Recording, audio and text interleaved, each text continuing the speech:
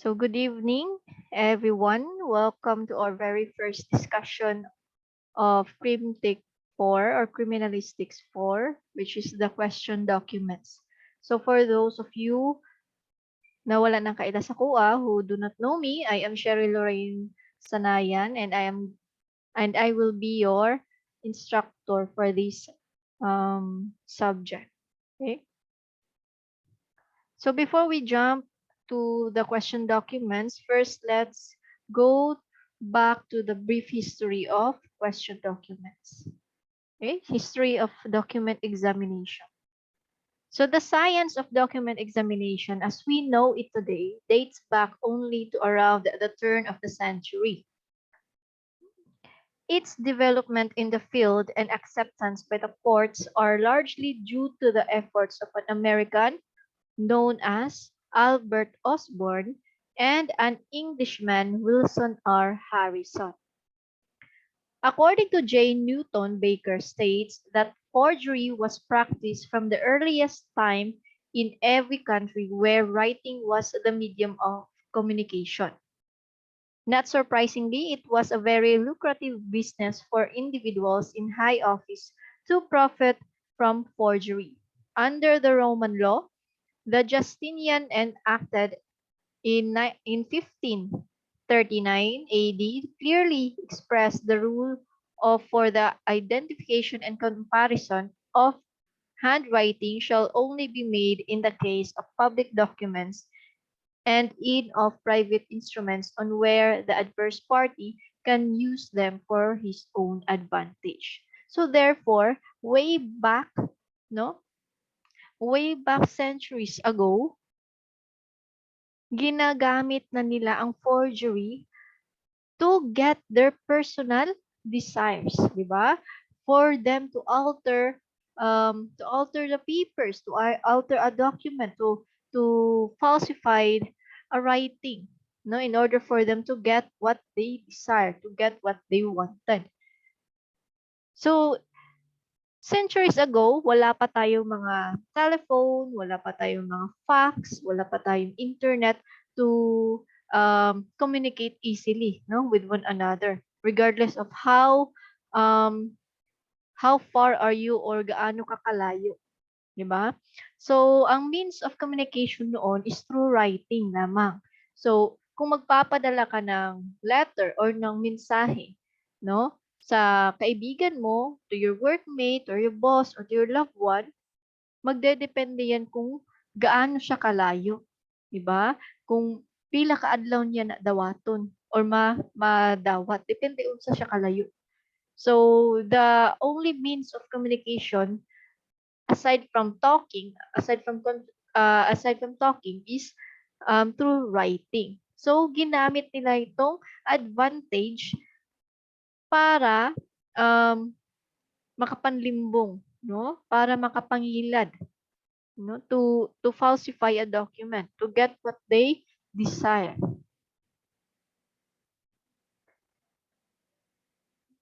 And even so, no, sa sauna pa, it is illegal na. Okay?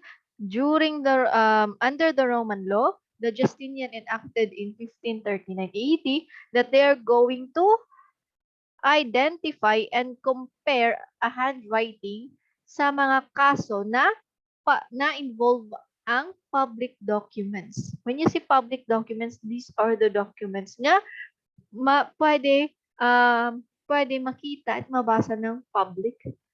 Kaya nga tinawag na public document, right? Now, the early English common law system did not provide or such a liberal approach to that introduction of documents into evidence for the purpose of comparison with disputed documents. In fact, Albert Osborne, in his book entitled Question Documents, suggests that it was not as a result of design, but as an outgrowth of circumstances and conditions that the English law for many years favored forgery.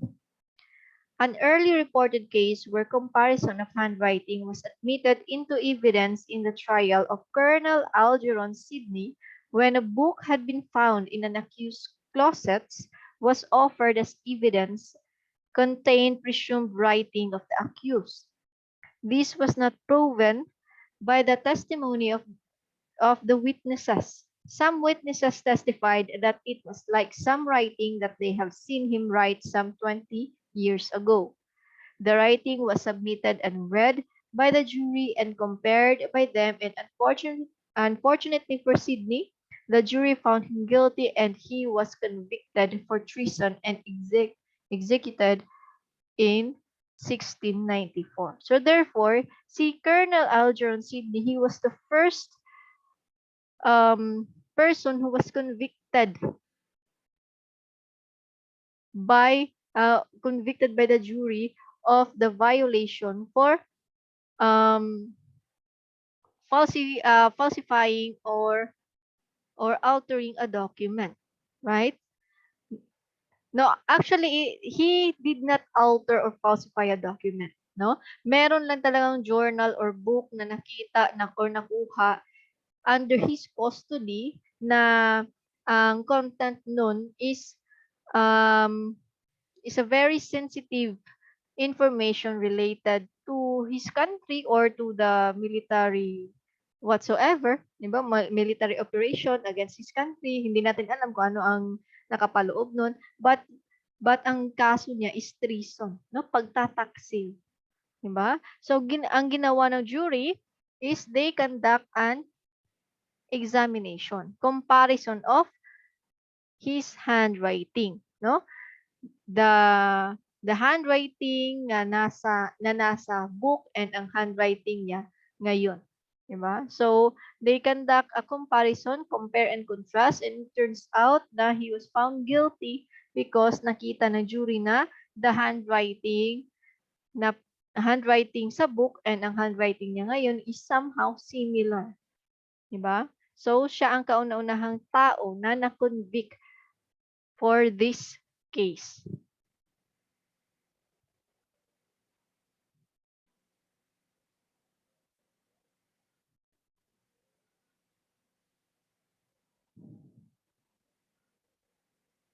Now let's go to the definition. Okay? When you say document, any material which contains marks, symbols, or signs either visible, partially visible, or invisible that may presently or ultimately convey a meaning or message to someone. Meaning, any type of material, regardless of what type of paper na siya, kung what kind of surface ang gisulatan sa symbols or signs, whether it is a graffiti, it is a drawing, it is a doodle, no? Bisan pag kuris-kuris na siya, 'di ba? As long as it conveys message, as long as these doodles, these signs have meanings, that is a document. Okay? Kahit na nasa dingding yan, nasa pader yan, nasa bato yan, as long as these symbols, these marks has meaning, that is considered as document. Take note of the any material. No? So, hindi lang siya limitado sa papel lamang. Okay? Again, kahit nasa bato siya, nasa pader, nasa dingding, nasa kahoy, kahit anong surface pa yan, as long as it contains marks, symbols, or signs that has meaning and gives message to someone, that is what we call document. Ang question document naman, any document about which some issue has been raised or which is under scrutiny. When you see under scrutiny, under examination, they conducted a series of examination to determine the material of the document, the material used for that document. What type of paper, kung sa papel na siya gisulat. What type of ink ang gigamit? Kung ballpen ang gigamit pagsulat. Diba? The age of the paper, the age of the document, i-question po na siya. Even if handwriting na siya, handwritten document na siya, i-examine gihapon ang iyang handwriting. Diba? That is scrutiny. That is question document. Kinwestiyon nyo not just the validity and the authenticity of the contents of the document, but also the materials of the document. The disputed document naman suggests that there is an argument over the document. But wala siya giabot sa scrutiny. Wala siya gipaabot nga to the extent nga i-under examination siya. No? For example, pinagdududahan mo lang na may na peke or there's something na inalter sa isang document. But there's no enough evidence to prove or to push the case nga or to push your claim nga i-question ang document. That is a disputed document. May pagdududa. May pagdududa sa validity and sa content ng document.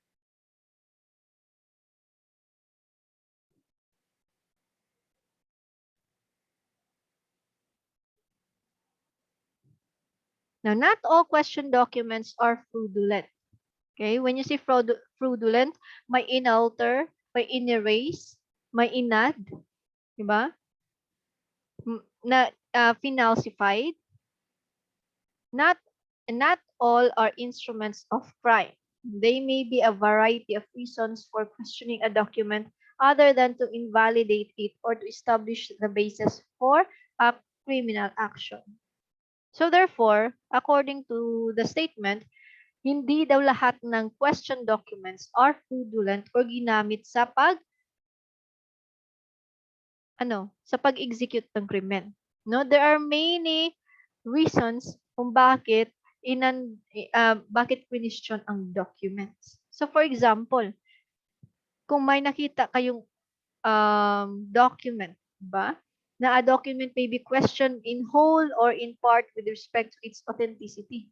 How authentic the document is. No? The identity of the document. What type of document is that? The origin of the document. Saan nanggaling ang document? Relation among its parts. No? The ink na ginamit sa pagsulat ng document, the paper, the kind of paper na ginamit para mabuo ang document. Di ba? Relation to other things and many more. Right?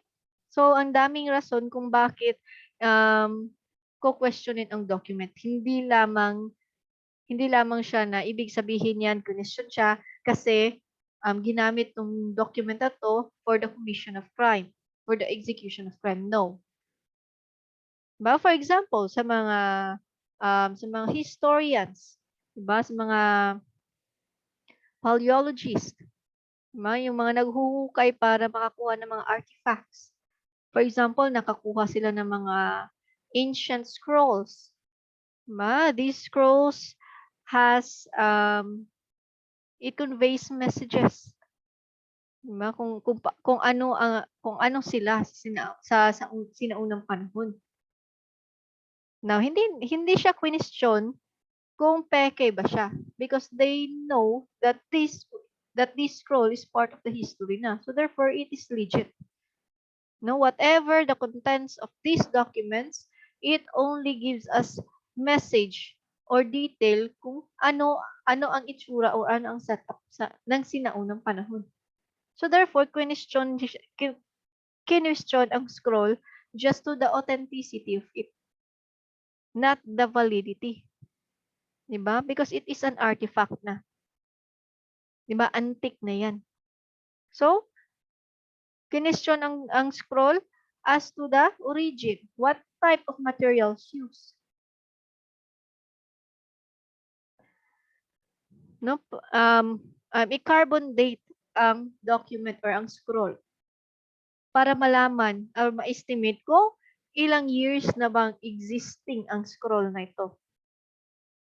Kailan ba to ginawa? Diba? Ang daming rason kung bakit i-question ang document, not just for the commission of crime. Okay? Now, let's go to classes of question documents. We have documents with question signatures. Yung kahina-hinala or pinagdududahan mo ang signature na ito. Di ba? Documents with alleged fraudulent alteration. Kung may inalter ba, kung nabay giilisdan dito.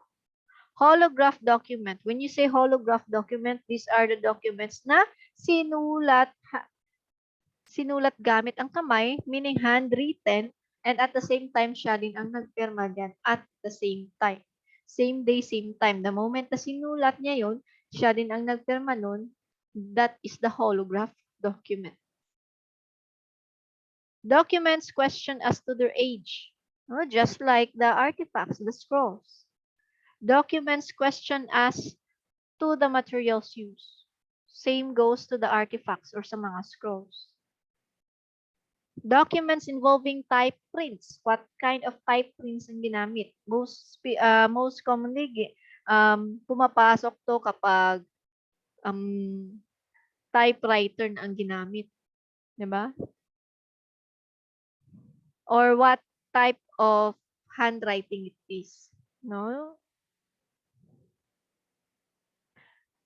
Identifying documents. What kind of document is that? Is that a birth certificate? Is that a last will and testament? Is that a deed of sale? Land title ba yan? Marriage certificate or whatsoever? Genuine documents erroneously attacked or disputed. No? Totoo mga documents pero kinestyon siya. Now let's go to principle of handwriting identification. Now, study of handwriting identification is governed on 3 principles. First, that no two persons write exactly alike. Maihahalin tulad nyo ito sa fingerprint, that there shall be no two persons having the same fingerprint because of natural variations. That makes your fingerprint unique among other people. Ganito din to. Sa handwriting, no two persons write exactly alike. It could be somehow similar sila, but because of the natural variations, because of the minute details that makes it different from other writings, from other handwriting, that makes your handwriting unique. That makes your handwriting different from all people. That even an individual cannot duplicate exactly his own handwriting. There are always natural variations. Diba? Even you, no? Try to write your name, even if your first name. Then try to write it again. Diba? Same ba sila? Nagyapoy kalahian, right? Dili gid nimo siya masundog 100%. Even your own handwriting, dili nimo masundog 100%. Because of natural variation. No, your handwriting or your penmanship depends on what kind of surface you are writing. Depends on the tremors of your hand, no, sa pagpangurog nimo. Depends on your health condition, whether you are healthy, whether you have a medical condition, or because of old age mo nang kurog imong kamot. No? It could be because of your temperament na maapektuhan gyapon na. If you are angry, di ba lahi kaayo ang imuhang sinulatan, suko pud, duot pud kaayo nga bisan walay carbon copy ang likod sa papel, maklaro gyapon nimo iyang sinulatan kay dulot kaayo ang pagkasulat. Ba? That is the natural variations. Yung pagkakaiba. Every handwriting characteristics has its own value of interpretation. Diba? Later on, no, as we go farther and deeper with the discussion, no, you will be introduced by graphologist and another one who examines penmanship to determine the personality of the author. When you say author, the owner of the handwriting. Diba?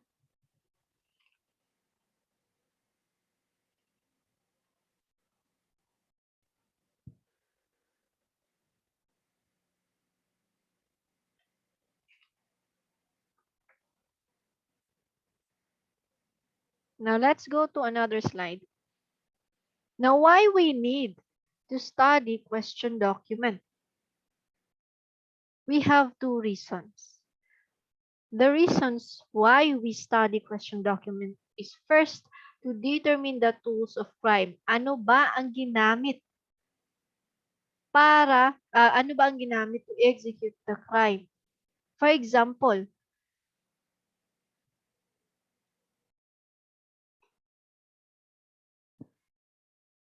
you own a lot. Okay, you own a lot. Lupa. Okay? Now you have the title, legit title. No, you have the deed of sale. Now, let's just say that your relative wanted to sell that lupa because nakita niya na nakatiwangwang lang. No, hindi mo ginagamit.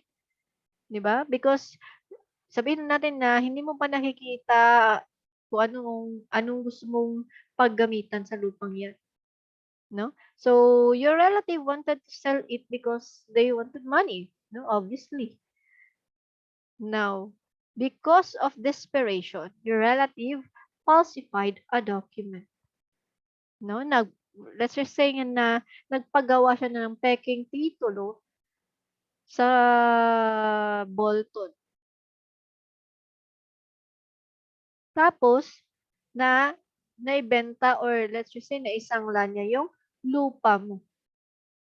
Now, kapag na-prove yan ang legit and ang tunay na land title is nasa iyo,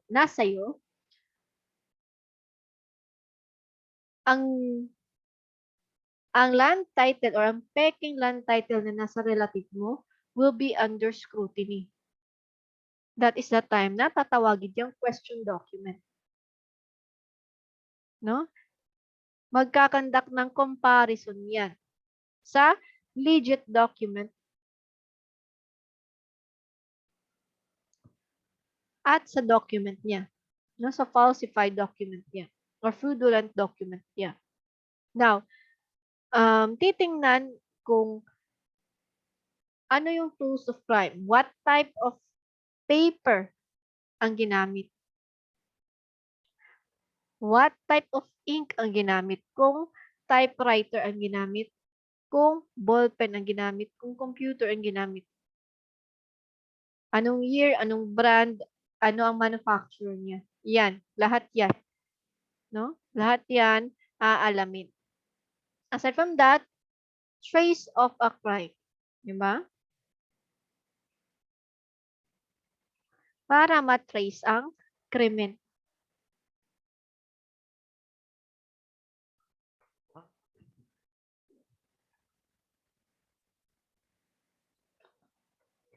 Now, let's go to kinds of documents. We have genuine and forged document. When you say genuine, it contains reliable evidence. Genuine, totoo. Diba? It is not just authentic, but also original. Ang forged document naman is something questioned as the marking letters and etc. Now, when you say forge, finorge, gisundog. Diba? Mo siya, pineke. Now, there are two types of forgery. We have intellectual forgery and material forgery. When you say intellectual forgery, the document is corrected but the entry is falsified.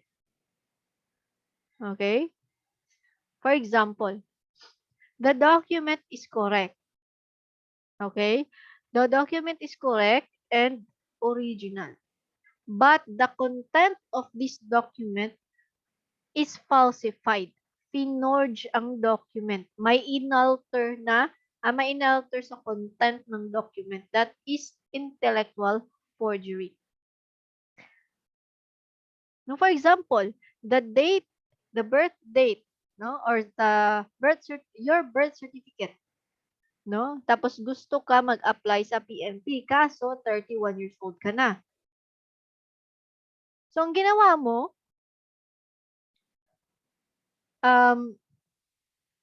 in-erase mo yung date, yung year ng birthday mo, tapos, gilisan nimo og lain nga year in order for you to to be pasok sa qualification sa PNP. No, for example, let's just say nga gusto mo maging 28 years old ulit, no? Yung PSA birth certificate copy mo, finalsify mo. No, gilisdan nimo ang year sa imong birthday. So that is an intellectual forgery. The whole document is legit, original, but the entry is falsified. Ano ang pinalsify mo? Your birthday, no? Ang year ng kapanganakan mo. Material forgery. Some entry was changed, like some contain of document are partially erased or altered. So that is material forgery.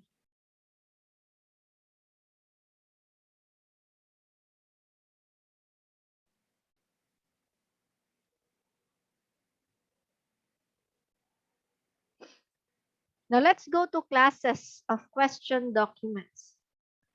Now first we have documents with question signatures. No, like deed of sale, wills, no, last will and testament, checks, contracts, recipients, and etc. No, that includes the different kind of forgery. No, it could be ang finorge is the signature, ang finorge is the name of the recipient, ang finorge is the amount of the check, no? Yan. The ang finorge is the price dun sa deed of sale, di ba? Documents with alleged fraudulent alteration, which may be made by erasure, addition, or substitution, or question may arise as whether or not there is a disturbance in the order and sequence of writing as shown by the crossed lines, continuity of writing and age, or the folding of paper and writing therein. May mga alterations, inalter. Di ba? May iniba sa content. Or may iniba the way they fold the paper. Di ba? Yan. Holographic documents questioned or disputed. The writing of an entire written documents is all questioned. Kapag holographic documents lang. Okay? So, kapag holographic document, ang entire written document is all questioned.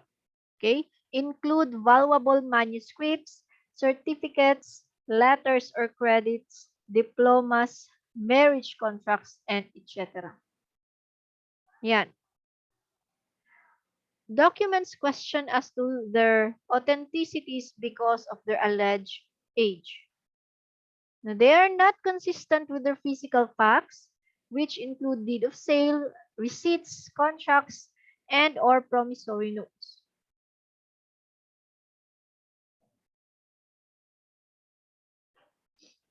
Documents that are disputed because of material use in their production, including documents which have been shown to be a fake because they were dated before the paper was manufactured on which they were written. See? For example, they claiming that this document was made or created, for example, 5 decades ago, no, meaning 50 years.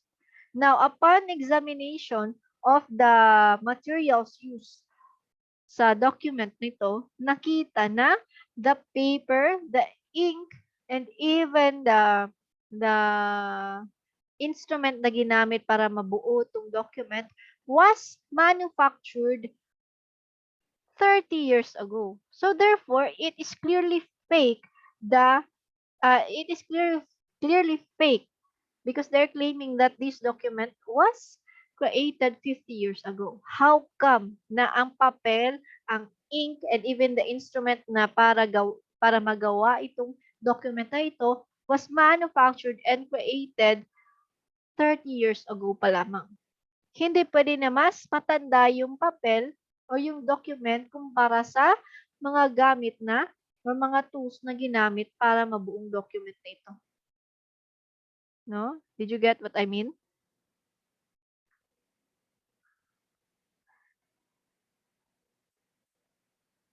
Now, progress check. Okay?